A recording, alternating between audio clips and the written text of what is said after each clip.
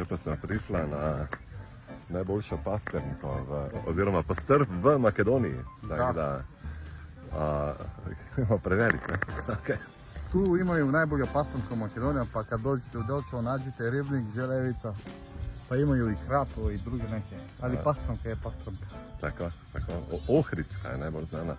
Pa videli, Ohridska je najreklamišana, ali ovo je, pošto niko ne zna, ovo je najbolja. Aha, okej, Ohridska je najbolj reklamirana, ta pa je najboljša. Da, tu je najboljša. Ajde, sad probamo. Dobre, idemo probati.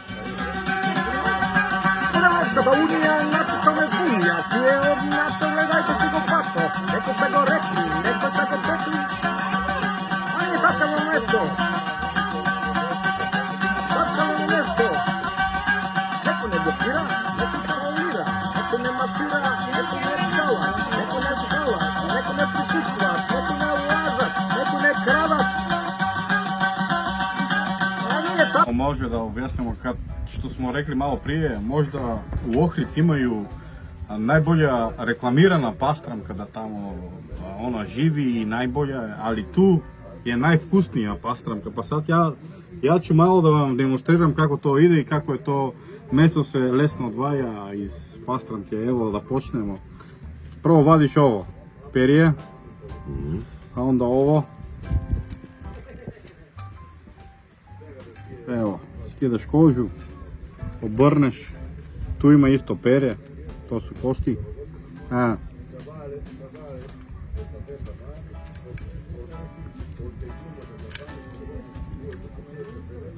Evo, sad uzmeš viljušku, kako se zove, i ovako. Samo skidaš meso.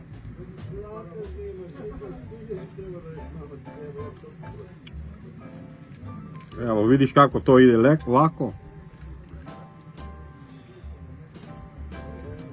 To je to. Sve meso je napolje, izvađeno i sad ideš od ovo. Uzmeš glavu i polako da izađu svi kosti. Opa. I to je to.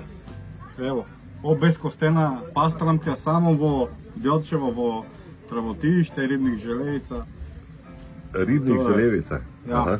Ja, okej. Eto, vidite. Tako, super. Ja. No, dober tik, ne? Hvala, ajde, izvolite sad ti da probaš sam da obeskostiš ovo. Okej, dobro, super. Ajde.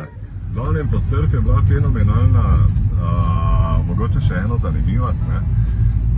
Tako kot pri nas doma v Sloveniji jemo kuro z rokami, tako se tukaj jejo pastrvi z rokami. Ful dobra izkušnja, ampak pastrv je bila pa fenomenalna, tako da to je to vse za ta video. Hvala, ker ste bili z mano, jutri se pa vidimo v novem videu.